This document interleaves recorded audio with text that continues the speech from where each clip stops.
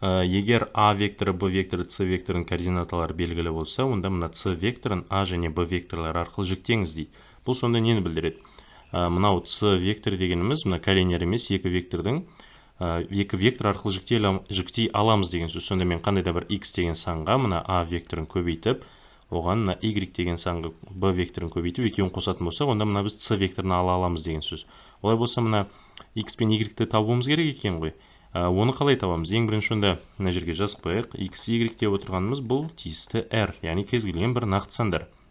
Ал енді бұны шығару үшін мен ең бірінші мына X көбейтілген А векторының координатасын табатын болсам, ол деп отырғанымыз бізде 5X және 4X-қа тең ғой. Өйткені мынаның әрбір координатасын біз X-қа көбейтеміз. Енді келесісі Y көбейтілген B векторы деп отырғанымыз, яғни векторды санға көбейту. Сонда бұл минус 3Y және 0-ге тең екен. Енді келесі бізде А векторының координатасы емес, мына С векторының координатасы екен. Онда біз мына жазайық. С векторының координатасы 19-да 8. Ол 19-да 8-ге тең екен. Демек, онда мына екеуін қоссақ, онда мына С векторына тең болса, онда келесі біз мынадай теңдеулер жүйесін аламыз.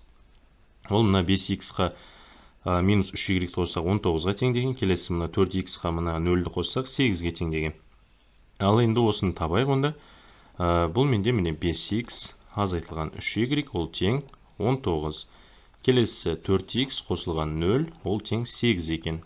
Бұдан көріп отырғандарыңыздай мына екінші теңдеуден менде X-тің мәні 2-ге тең екендігі шығады. Осы 2-ні апарып бірінші теңдеуге қоятын болсақ, сонда 2 көбейтілген 5 азайтылған 3 көбейтілген Y ол тең 19 деген шықты. Сонда менде 3 минус 3Y ол тең болады екен 9-ға, ал Y-тің мәні минус 3-ке тең екен. Сонымен бізге керек іздеп отырған мына X, Y деген сандарымызды таптық.